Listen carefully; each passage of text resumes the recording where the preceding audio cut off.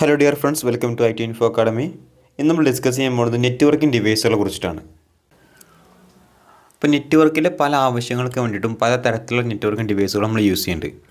അപ്പോൾ the primary purpose of networking devices is to transmit and receive data quickly and securely.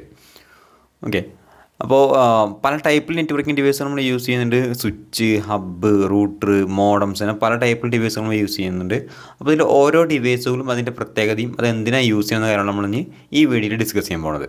ഇതിൽ ആദ്യം വരുന്ന device NIC ആണ്, network interface card.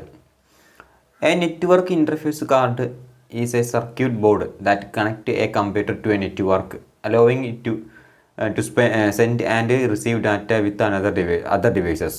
Okay, അതായത് NIC എന്നുള്ളത് നെറ്റ്വർക്കിലെ ഏറ്റവും ഇമ്പോർട്ടൻ്റ് ഡിവൈസാണ്. അതായത് ഒരു ഡാറ്റ സെൻഡ് ചെയ്യുന്നതിനും റിസീവ് ചെയ്യുന്നതിനും കമ്പ്യൂട്ടറുകൾ അല്ലെങ്കിൽ ഡിവൈസുകൾ സഹായിക്കുന്ന ഒരു ഡിവൈസാണ് NIC പോകത്ത് പറയുന്നത്. നമ്മുടെ നെറ്റ്വർക്കിംഗ് ഇമ്പോർട്ടൻ്റ് ആണ്. അപ്പോൾ ഏറ്റവും ഇമ്പോർട്ടൻ്റ് ആയ ഒരു ഡിവൈസാണ് നെറ്റ്വർക്കിലെ NIC എന്നുള്ളത്. അപ്പോൾ ഇത് രണ്ട് തരത്തിലാണ് വരുന്നത്. വയർഡ് NIC ഉണ്ട്, വയർലെസ് NIC ഉണ്ട്.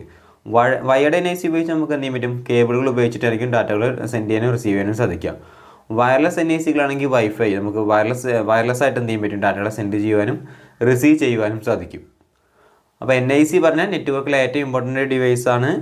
ഒരു ഡിവൈസിൽ നിന്ന് ഡാറ്റ സെൻഡ് ചെയ്യുന്നതിനും റിസീവ് ചെയ്യുന്നതിനും വേണ്ടിയിട്ട് എന്ത് ചെയ്യുന്നത്? NIC കാർഡുകൾ യൂസ് ചെയ്യുന്നത്. ഇത് വയർഡായിട്ടും വയർലെസ് ആയിട്ടും നമുക്ക് യൂസ് ചെയ്യാൻ സാധിക്കും. അടുത്ത ഡിവൈസാണ് ഹബ്ബ്. ഹബ്ബ് എന്നുള്ളത് പണ്ട് കാലത്ത് ഒരുപാട് അധികം യൂസ് ചെയ്യുന്ന ഡിവൈസാണ്. ഇതൊരു സെൻട്രലൈസ്ഡ് ഡിവൈസാണ്. അതായത് ഒരു നെറ്റ്വർക്കിലെ എല്ലാ ഡിവൈസുകളും ഈ ഒരു ഹബ്ബ് എന്ന ഡിവൈസുമായിട്ടാണ് എന്ത് ചെയ്യുക? കണക്ട് ചെയ്തിട്ടുണ്ടായിരിക്കാം. ഇതിലൂടെ ആയിരിക്കും എല്ലാ ഡാറ്റകളും സെൻഡ് ചെയ്യുന്നതും റിസീവ് ചെയ്യുന്നതൊക്കെ. പക്ഷേ ഹബ്ബ് ഇന്നത്തെ നെറ്റ്വർക്കിൽ അധികം യൂസ് ചെയ്യുന്നില്ല. കാരണം ഹബ്ബ് ഒരു ഡാറ്റ ബ്രോഡ്കാസ്റ്റിംഗ് ഡിവൈസാണ്. അതായത് ഒരു ഡാറ്റ ഹബ്ബിലേക്ക് വന്നു കഴിഞ്ഞാൽ ആ ഡാറ്റനെ എല്ലാ ആൾക്കാർക്കും, ഹബ്ബുമായി കണക്ട് ചെയ്തിരിക്കുന്ന എല്ലാ ഡിവൈസുകൾക്കും എന്ത് ചെയ്യും? ഷെയർ ചെയ്തുകൊണ്ടിരിക്കും. ഇതിനാണ് ഡാറ്റ ബ്രോഡ്കാസ്റ്റിംഗ് എന്ന് പറയാം. അപ്പോൾ അതുകൊണ്ടുണ്ടാവും ബുദ്ധിമുട്ട് എന്താ വെച്ച് കഴിഞ്ഞാൽ ഒരുപാട് വലിയ നെറ്റ്വർക്കുകളാണെന്നുണ്ടെങ്കിൽ അതിനുള്ള ഒരുപാട് ഡാറ്റ ട്രാഫിക് കൂടി വരും. ഓക്കെ, അപ്പോൾ ഡാറ്റ ട്രാഫിക് ഒരുപാട് കൂടി വന്നു കഴിഞ്ഞാൽ ഡാറ്റകൾ പ്രോപ്പറായിട്ട് എത്തേണ്ട സമയത്ത് എന്ത് ചെയ്യില്ല? റിസീവർ കയ്യിലേക്ക് എത്തില്ല. അപ്പോൾ തന്നെ ഡാറ്റകൾ പലതും പല ഭാഗത്തും കൂട്ടിയിടിച്ച് ഡാറ്റകൾ മിസ്സായി പോകും, ലോസ് വരും. അങ്ങനത്തെ ഒരുപാട് പ്രശ്നങ്ങൾ ഹബ്ബ് എന്ന ഡിവൈസുമായിട്ടുണ്ടായിരുന്നു. അതുകൊണ്ട് ഹബ്ബ് എന്ന ഡിവൈസിൽ ഇപ്പോൾ നിലവിലത്തെ നെറ്റ്വർക്കിന് യൂസ് ചെയ്യുന്നില്ല. അതിന് പകരം വേറെ ഡിവൈസാണ് ഇപ്പോൾ നമ്മൾ ഹബ്ബിന് പകരം യൂസ് ചെയ്യുന്നത്.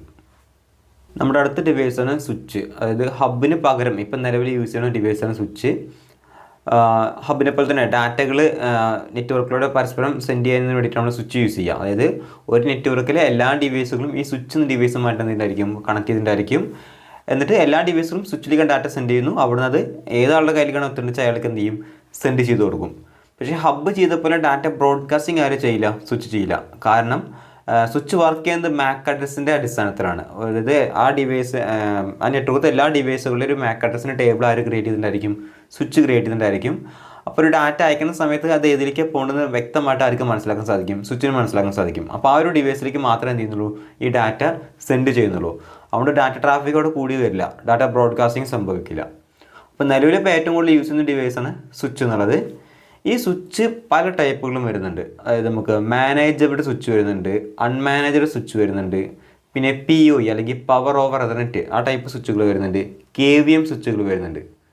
ഓക്കെ, അപ്പോൾ ഫസ്റ്റ് നമുക്ക് എന്താണ് മാനേജബിൾ സ്വിച്ച് നോക്കാം. അതായത് ഈ സ്വിച്ചിൻ്റെ പ്രത്യേകത, ഈ സ്വിച്ചിലെ ഡാറ്റകൾ അല്ലെങ്കിൽ ഈ സ്വിച്ചിനെ നമുക്ക് എന്ത് ചെയ്യാൻ പറ്റും? മാനേജ് ചെയ്യാൻ പറ്റും. ഒരു IT അഡ്മിനിസ്ട്രേറ്റർക്ക് എന്ത് ചെയ്യാൻ പറ്റും? ആ സ്വിച്ചിലേക്ക് ഒരു കൺസോൾ കേബിൾ വെച്ച് എൻ്റർ ചെയ്തിട്ട് അതിൻ്റെ ഉള്ളിലത്തെ പോർട്ടുകളിലും അല്ലെങ്കിൽ അതിൻ്റെ സെറ്റിങ്സുകളിലൊക്കെ എന്ത് പറ്റും? കോൺഫിഗർ ചെയ്ത് മാറ്റങ്ങൾ വരുത്താൻ സാധിക്കും. അപ്പോൾ നമ്മൾ CCNA കോഴ്സിലൊക്കെ ഒരുപാട് ടൈപ്പ് സ്വിച്ചുകളെ കുറിച്ച് പഠിക്കുന്നുണ്ട്. ഈ സ്വിച്ചുകളെല്ലാം മാനേജബിൾ സ്വിച്ചുകളാണ്. ഓക്കെ, അതായത് ഒരു IT അഡ്മിനിസ്ട്രേറ്റർക്ക് അതിൻ്റെ സെറ്റിങ്സിൽ കയറിയിട്ട് അതിലെ കോൺഫിഗറേഷൻ കാര്യങ്ങളൊക്കെ എന്ത് ചെയ്യാൻ പറ്റും? മാറ്റങ്ങൾ വരുത്താൻ സാധിക്കുന്നതാണ് മാനേജബിൾ സ്വിച്ച് എന്ന് പറയാം. പിന്നെ വരുന്നൊരു സ്വിച്ചാണ് നമുക്ക് അൺമാനേജബിൾ. ഓക്കെ, അതാണ് മാനേജബിൾ സ്വിച്ചിനുള്ള എക്സാമ്പിൾസ്. ഓക്കെ, അൺമാനേജബിൾ സ്വിച്ച് എന്ന് പറഞ്ഞാൽ നമുക്കത് പേരിൽ ഉള്ള പോലെ തന്നെ മാനേജ് ചെയ്യാൻ പറ്റില്ല. അതായത് ആ ഒരു സ്വിച്ച് നമ്മൾ കമ്പനി വാങ്ങിക്കഴിഞ്ഞാൽ, കടയിൽ നിന്നൊക്കെ വാങ്ങിക്കഴിഞ്ഞാൽ അത് എങ്ങനെയാണോ അതേപോലെ യൂസ് ചെയ്യേണ്ടി വരും. അതിൽ പോർട്ടുകളിൽ മാറ്റം വരുത്താനോ, പോർട്ടുകൾ ഓൺ ചെയ്യാനോ ഓഫ് ചെയ്യാനോ അല്ലെങ്കിൽ വീൽ ആൻഡ് ക്രിയ അങ്ങനത്തെ കാര്യങ്ങളൊന്നും അതിൽ ചെയ്യാൻ പറ്റില്ല. അതായത് കമ്പനിയിൽ നിന്ന് നമ്മൾ സ്വിച്ച് എങ്ങനെ വാങ്ങുന്നു അത് അതേപോലെ യൂസ് ചെയ്യണം. ഇപ്പോൾ നോർമൽ ആവശ്യങ്ങൾക്കാണ് ഇത്തരം സ്വിച്ചുകളൊക്കെ യൂസ് ചെയ്യുക. മറ്റേ വലിയ ഡാറ്റ സെൻറ്ററുകളിലും സെർവറിലൊക്കെയാണ് മാനേജബിൾ സ്വിച്ചുകൾ കൂടുതൽ യൂസ് ചെയ്യുക. അപ്പോൾ നമ്മുടെ സാധാരണ ഹോം ഓഫീസ് ആ ടൈപ്പുള്ള നെറ്റ്വർക്കിംഗ് ആണെങ്കിൽ അൺമാനേജബിൾ സ്വിച്ചുകളാണ് കൂടുതലും യൂസ് ചെയ്യുന്നത്. അതിന് പ്രത്യേകത നമുക്കത് മാനേജ് ചെയ്യാൻ സാധിക്കില്ല എന്ന് മാത്രം. ഓക്കെ, അപ്പോൾ അൺമാനേജബിൾ സ്വിച്ചിൻ്റെ എക്സാമ്പിളും കാര്യങ്ങളൊക്കെ ഇവിടെ കൊടുത്തിട്ടുണ്ട്. പിന്നെ ഉള്ളതാണ് PoE സ്വിച്ച്. PoE പറഞ്ഞാൽ പവർ ഓവർ എതർനെറ്റ് എന്നുള്ളതാണ്. അതായത് ഒരു സ്വിച്ചിലൂടെ നമുക്ക് ഡാറ്റയും പവർ എന്ത് ചെയ്യാൻ പറ്റും, ട്രാൻസ്ഫർ ചെയ്യാൻ പറ്റും. ഇത്തരം സ്വിച്ചുകൾ കൂടുതലായിട്ട് യൂസ് ചെയ്യുക IoT ആവശ്യങ്ങൾക്കൊക്കെയാണ്. അതുപോലെ തന്നെ CCTV സർവൈലൻസിനൊക്കെ നമുക്ക് എന്ത് ചെയ്യാം, ഇത്തരം സ്വിച്ചുകൾ യൂസ് ചെയ്യാൻ പറ്റും. അതായത് ഇതിൻ്റെ പ്രത്യേകത, ഈ സ്വിച്ചിൽ തന്നെ നമുക്ക് എന്ത് ചെയ്യാൻ പറ്റും, ആ ഒരു ഡിവൈസിലേക്ക് ഡാറ്റയും സെൻഡ് ചെയ്യാം, പ്ലസ് അതിന് വേണ്ട പവർ സപ്ലൈ നമുക്ക് എന്ത് ചെയ്യാൻ പറ്റും, സെൻഡ് ചെയ്യാൻ പറ്റും. അതായത് ഒറ്റ കേബിളിലൂടെ തന്നെ നമുക്ക് ഡാറ്റയും പവർ എന്ത് ചെയ്യാൻ പറ്റും, സെൻഡ് ചെയ്യാൻ പറ്റും. അതാണ് PoE സ്വിച്ചുകളുടെ പ്രത്യേകത. കൂടുതലും CCTV അല്ലെങ്കിൽ സർവൈലൻസ് IoT ആവശ്യങ്ങൾക്കൊക്കെയാണ് PoE സ്വിച്ചുകൾ കൂടുതൽ യൂസ് ചെയ്യുക. പിന്നെ വരുന്നൊരു സ്വിച്ചാണ് KVM switch, keyboard versus mouse. അതായത് ഒരു കമ്പനിയിലൊക്കെ വർക്ക് ചെയ്യുന്ന സമയത്ത് നമുക്ക് ഇപ്പോൾ ഉണ്ടോ ഒരു കീബോർഡും മൗസും മോണിറ്ററൊക്കെ ഉപയോഗിച്ചിട്ട് മൾട്ടിപ്പിൾ ഡിവൈസുകൾ എന്ത് ചെയ്യാൻ പറ്റും, കൺട്രോൾ ചെയ്യാൻ പറ്റും. ഇതിനാണ് KVM സ്വിച്ചുകൾ ഉപയോഗിക്കുന്നത്. ഈ സ്വിച്ചിൽ നമുക്ക് മാറ്റം വരുത്തിയിട്ട് നമുക്ക് ഓരോ ഡിവൈസിലേക്ക് എന്ത് ചെയ്യാൻ പറ്റും, ചേഞ്ച് ചെയ്തിട്ട് അതിനെ കൺട്രോൾ ചെയ്യാനായിട്ട് സാധിക്കും. ഇതാണ് KVM സ്വിച്ച്. അപ്പോൾ സ്വിച്ച് എന്ന് പറഞ്ഞു കഴിഞ്ഞാൽ ഒരു സെൻട്രലൈസ്ഡ് ഡിവൈസാണ്. ഇതുവഴിയാണ് ഡാറ്റകളെല്ലാം ട്രാൻസ്ഫർ ചെയ്യുന്നത്. ഇത് 4 ടൈപ്പായിട്ടുണ്ട്.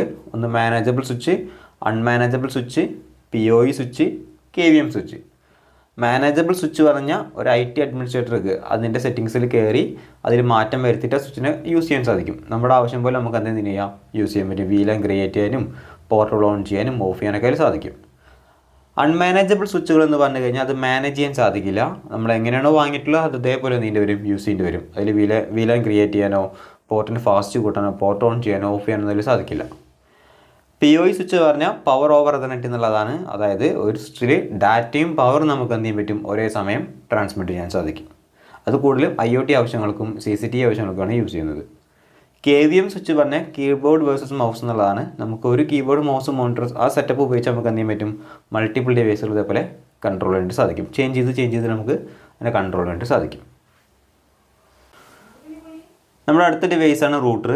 റൂട്ടർ എന്നുള്ളത് നെറ്റ്വർക്കിൽ വളരെ ഇമ്പോർട്ടൻ്റ് ഡിവൈസാണ്. ഇത് പ്രധാനമായിട്ട് യൂസ് ചെയ്യുന്നത് ഡിഫറെൻറ്റ് നെറ്റ്വർക്കുകൾ തമ്മിൽ പരസ്പരം കണക്ട് ചെയ്യുന്നതിന് വേണ്ടിയിട്ടാണ്. ഓക്കെ, നെറ്റ്വർക്കുകളുടെ ഡാറ്റ പാക്കറ്റിലൊക്കെ കൈമാറുന്നതൊക്കെ ഏത് വെച്ചിട്ടായിരിക്കും, റൂട്ടേഴ്സ് വെച്ചിട്ടായിരിക്കും.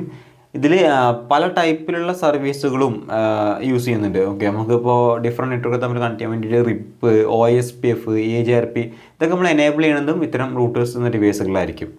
ഇത് വീടുകളിൽ യൂസ് ചെയ്യുന്ന ചെറിയ ടൈപ്പുള്ള റൂട്ടേഴ്സും യൂസ് ചെയ്യുന്നുണ്ട്, അല്ലെങ്കിൽ വലിയ മൾട്ടിനാഷണൽ കമ്പനികൾക്ക് വേണ്ടിയുള്ള മെയിൻ റൂട്ടേഴ്സും അതിൽ യൂസ് ചെയ്യുന്നുണ്ട്. ഇപ്പോൾ റൂട്ടർ പറഞ്ഞാൽ ഇത്രയേ ഉള്ളൂ. അതായത് ഡിഫറെൻറ്റ് നെറ്റ്വർക്കുകൾക്കിടയിൽ കണക്ഷൻ കൊണ്ടുവരാൻ വേണ്ടി നമുക്ക് എന്ത് ചെയ്യാം, ഇത്തരം ഡിവൈസുകളെ യൂസ് ചെയ്യാൻ സാധിക്കും. ഇതിൽ ഈ കാണുന്നത് സിസ്കോ CCNA നമ്മൾ പഠിക്കുന്ന റൂട്ടറുകളാണ്. ഇതാണ് നോർമൽ വീടിൻ്റെ ആവശ്യങ്ങൾക്കൊക്കെ യൂസ് ചെയ്യുന്ന റൂട്ടറുകളാണ്. അപ്പോൾ വ്യത്യസ്ത നെറ്റ്വർക്കുകളെ തമ്മിൽ പരസ്പരം കണക്ട് ചെയ്യുന്നതിന് വേണ്ടിയിട്ട് എന്ത് ചെയ്യുന്നത്, റൂട്ടറുകൾ യൂസ് ചെയ്യുന്നത്. അതിൽ പല ടൈപ്പിലുള്ള സർവീസുകളും നമുക്ക് എനേബിൾ ചെയ്യാനായിട്ട് സാധിക്കും. നമ്മുടെ അടുത്ത ഡിവൈസാണ് ബ്രിഡ്ജ്. ബ്രിഡ്ജ് എന്നുള്ളത് ഡിഫറെൻറ്റ് സബ്നെറ്റ് നെറ്റ്വർക്കുകൾ തമ്മിൽ കണക്ട് ചെയ്യാനും അല്ലെങ്കിൽ ഡിഫറെൻറ്റ് ടോപ്പോളജികൾ തമ്മിൽ കണക്ട് ചെയ്യാനൊക്കെ യൂസ് ചെയ്യുന്ന ഡിവൈസാണ് ബ്രിഡ്ജ്. നമ്മുടെ ഒരു പാലം പോലെ തന്നെ നമുക്ക് വിവിധ കരകളെ തമ്മിൽ കണക്ട് ചെയ്യാൻ വേണ്ടി നമ്മൾ എന്ത് ചെയ്യും, ഒരു പാലം ക്രിയേറ്റ് ചെയ്യും. അതേപോലെ തന്നെ നെറ്റ്വർക്കിലെ പല ഭാഗങ്ങളെ തമ്മിൽ പരസ്പരം കണക്ട് ചെയ്യാൻ വേണ്ടി നമുക്ക് എന്ത് ചെയ്യാം, അവിടെ ബ്രിഡ്ജ് എന്ന ഡിവൈസ് യൂസ് ചെയ്യാൻ പറ്റും. ഡിഫറെൻറ്റ് ടോപ്പോളജികൾ അല്ലെങ്കിൽ ഡിഫറെൻറ്റ് സബ് നെറ്റ്വർക്കിൽ വരുന്ന നെറ്റ്വർക്കുകൾ തമ്മിൽ പരസ്പരം കണക്ട് ചെയ്യാനൊക്കെ നമുക്ക് എന്ത് ചെയ്യാം, ബ്രിഡ്ജ് യൂസ് ചെയ്യാം. അതേപോലെ തന്നെ ഒരേ പ്രോട്ടോകോൾ ഉപയോഗിക്കുന്ന മറ്റ് കമ്പ്യൂട്ടർ നെറ്റ്വർക്കുകളുമായിട്ട് നമുക്ക് എന്ത് ചെയ്യാൻ പറ്റും, ഇതുമായിട്ടൊരു കണക്ഷൻ കൊണ്ടുവരാൻ സാധിക്കും.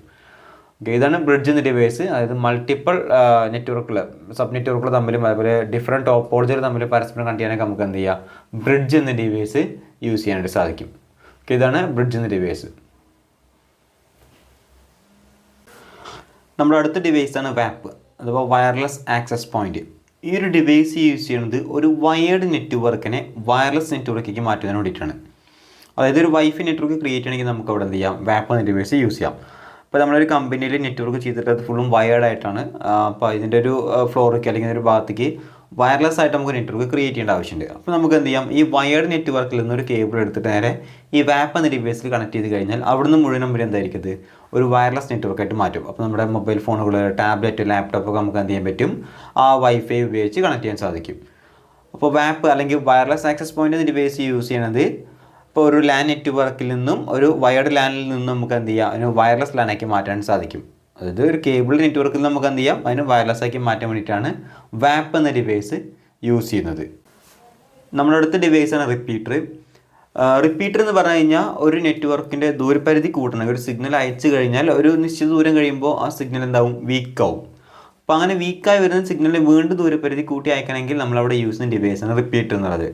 A repeater is a network device that amplifies and rebroadcasting incoming signal over a wider area or higher network layer than the original signal.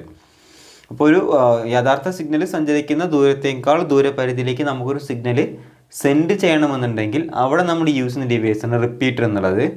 Okay, അപ്പോൾ ഇത് വയർലെസ് റിപ്പീറ്ററുണ്ട്, വയർഡ് റിപ്പീറ്ററുണ്ട്. അത് മാത്രമല്ല ഇത് OSIയുടെ ഫിസിക്കൽ ലെയറിലാണ് വർക്ക് ചെയ്യുക. ഇപ്പോൾ നമ്മൾ വീട്ടിലൊക്കെ വൈഫൈ വെക്കുന്ന സമയത്ത് നമുക്കിപ്പോൾ ഒരുപാട് ദൂരം അല്ലെങ്കിൽ ചില ഏരിയയ്ക്ക് വൈഫൈ കിട്ടണില്ല എന്നുണ്ടെങ്കിൽ നമ്മൾ എന്ത് ചെയ്യും, അവിടെ ഒരു വയർലെസ് റിപ്പീറ്റർ വെക്കും അല്ലേ. ഒരു വൈഫൈയുടെ വയർലെസ് റിപ്പീറ്റർ വെച്ചിട്ട് എന്ത് ചെയ്യും, ആ ദൂരത്തേക്ക് നമുക്ക് ബൂസ്റ്റ് ചെയ്യാൻ സാധിക്കും. അപ്പോൾ ഇതേപോലെയാണ് ഈ റിപ്പീറ്റർ വർക്ക് ചെയ്യുന്നത്. അതായത് ഒരു സിഗ്നൽ അതിൻ്റെ ദൂരപരിധിയിൽക്കാൾ കൂടുതൽ ദൂരത്തേക്ക് നമുക്ക് എന്ത് ചെയ്യണം, സെൻഡ് ചെയ്യണമെന്നുണ്ടെങ്കിൽ അവിടെ യൂസ് ചെയ്യുന്ന ഡിവൈസാണ് റിപ്പീറ്റർ എന്ന ഡിവൈസ്. ഓക്കെ, അപ്പോൾ ഇതാണ് റിപ്പീറ്റർ എന്ന ഡിവൈസ്. അപ്പോൾ ഇതൊരു വീക്ക് സിഗ്നലിനെ സ്ട്രോങ് സിഗ്നൽ അല്ലെങ്കിൽ ആംപ്ലിഫൈഡ് സിഗ്നലാക്കി എന്ത് ചെയ്യും, കൺവേർട്ട് ചെയ്ത് തരും. അതുവഴി നമുക്ക് ഒരുപാട് ദൂരത്തേക്ക് ഒരു സിഗ്നൽ അയക്കുവാനായി സാധിക്കും. നമ്മുടെ അടുത്ത ഡിവൈസാണ് മോഡം. മോഡം എന്ന് പറഞ്ഞു കഴിഞ്ഞാൽ മോഡുലേറ്റർ അല്ലെങ്കിൽ ഡിമോഡുലേറ്റർ, അതായത് ഒരു അനലോഗ് സിഗ്നലുകളെ ഡിജിറ്റൽ സിഗ്നലുകളാക്കി മാറ്റുന്നതിന് വേണ്ടിയിട്ടും ഡിജിറ്റൽ സിഗ്നലുകളെ തിരിച്ച് അനലോഗ് സിഗ്നലുകളാക്കി മാറ്റുന്നതിന് വേണ്ടിയിട്ടാണ് മോഡം യൂസ് ചെയ്യുക. നമുക്ക് 2 ടൈപ്പ് സിഗ്നൽസ് ഉള്ളത്, ഒന്ന് അനലോഗും ഒന്ന് ഡിജിറ്റലും. ഇതിൽ നമുക്ക് ടെലിഫോൺ കേബിൾ വഴി നെറ്റ് കണക്ഷൻ വരുന്നതൊക്കെ അനലോഗ് സിഗ്നലായിട്ടായിരിക്കും. അപ്പോൾ ഈ സിഗ്നൽ ഡയറക്റ്റ് നമ്മുടെ ഡിവൈസുമായി കണക്ട് ചെയ്ത് കഴിഞ്ഞാൽ അതിനെ അത് സിഗ്നൽ തിരിച്ചറിയാൻ സാധിക്കില്ല. അവിടെ നമ്മൾ എന്ത് ചെയ്യും, മോഡം എന്ന ഡിവൈസ് യൂസ് ചെയ്യും. ഈ മോഡത്തേക്കാണ് നമ്മൾ ഈ കണക്ഷൻ കൊടുക്കുക. ഓക്കെ, അവിടുന്ന് ഈ മോഡ് എന്ത് ചെയ്യും, അതിനെ ഡിജിറ്റലാക്കി കൺവേർട്ട് ചെയ്ത് തരും. അങ്ങനെയാണ് നമ്മൾ ഇൻ്റർനെറ്റുമായിട്ട് കണക്ട് ചെയ്യുന്നത്. നമ്മുടെ ഡിവൈസുകളെല്ലാം ഇൻ്റർനെറ്റുമായിട്ട് കണക്ട് ചെയ്യണത്. അപ്പോൾ ഈ മോഡം യൂസ് ചെയ്യുന്നത് ശരിക്കും മോഡുലേഷനും ഡിമോഡുലേഷനും ചെയ്യുന്നതിന് വേണ്ടിയിട്ടാണ്. നമ്മുടെ കമ്പ്യൂട്ടർ, സ്മാർട്ട് ഫോൺ, ടാബ്ലറ്റ്, മറ്റെല്ലാ ഡിവൈസുകൾക്കും ഇൻ്റർനെറ്റ് കണക്ഷൻ വേണമെന്നുണ്ടെങ്കിൽ എന്ത് വേണം, അവിടെ മോഡം എന്ന ഡിവൈസ് ആവശ്യമാണ്. ഇപ്പോൾ ഡിജിറ്റൽ സിഗ്നലുകളെ അനലോഗാക്കി മാറ്റുന്നതിന് വേണ്ടിയിട്ടും അനലോഗ് സിഗ്നലുകളെ ഡിജിറ്റൽ സിഗ്നലാക്കി മാറ്റുന്നതിന് വേണ്ടിയിട്ട് എന്ത് ചെയ്യുന്നത്, മോഡം എന്ന ഡിവൈസ് യൂസ് ചെയ്യുന്നത്. നമ്മുടെ അടുത്ത ഡിവൈസാണ് ഫയർവാൾ. ഫയർവാൾ എന്നത് ഒരു സെക്യൂരിറ്റി ഡിവൈസാണ്. നമ്മുടെ നെറ്റ്വർക്കിലേക്കുള്ള അൺഓതറൈസ്ഡ് ആക്സസ് എല്ലാം ബ്ലോക്ക് ചെയ്യുന്നതിന് വേണ്ടിയിട്ടാണ് എന്ത് ചെയ്യുന്നത്, ഫയർവാൾ എന്ന ഡിവൈസ് യൂസ് ചെയ്യുന്നത്. നമ്മുടെ ഒരു സെക്യൂരിറ്റിക്കാരനായിട്ട് നമുക്ക് എടുക്കാം. നമ്മുടെ നെറ്റ്വർക്കിൻ്റെ ഒരു സെക്യൂരിറ്റിക്കാരനാണ് ഒരു ഫയർവാൾ. ഇപ്പോൾ നമ്മളിപ്പോൾ ഒരു സ്ഥലത്തൊരു വീടൊക്കെ കെട്ടി ഒരു മതിലൊക്കെ കെട്ടി സെറ്റ് ചെയ്യുന്ന സമയത്ത് നമ്മുടെ വീട്ടിലേക്ക് അനാവശ്യമായിട്ട് ആളുകൾ വരുന്ന കാര്യം തടയും, ആ സെക്യൂരിറ്റിക്കാരൻ തടയും. അതേപോലെ തന്നെ നമ്മുടെ നെറ്റ്വർക്കിലേക്ക് വരുന്ന അനാവശ്യ സിഗ്നലുകളെ, മലീഷ്യസ് ആയിട്ടുള്ള സിഗ്നലുകളോ അല്ലെങ്കിൽ ഹാക്കിംഗ് അറ്റംപ്റ്റ്, ഇതൊക്കെ എന്ത് ചെയ്യും, ഈ ഫയർവാൾ എന്ന ഡിവൈസ് ബ്ലോക്ക് ചെയ്യും. എന്നിട്ട് നമുക്ക് ആവശ്യമായ സിഗ്നൽ മാത്രം എന്ത് ചെയ്യുള്ളൂ, ഉള്ളിലേക്ക് കടത്തി വിടുള്ളൂ. അപ്പോൾ ഈ ഫയർവാളിൽ വേണ്ട കാര്യങ്ങളൊക്കെ കോൺഫിഗറേഷൻ കാര്യങ്ങളൊക്കെ പറഞ്ഞു കൊടുക്കാണ്ട്, അപ്പോൾ അതിനനുസരിച്ചിട്ടായിരിക്കും ഈ ഫയർവാൾ വർക്ക് ചെയ്യുക.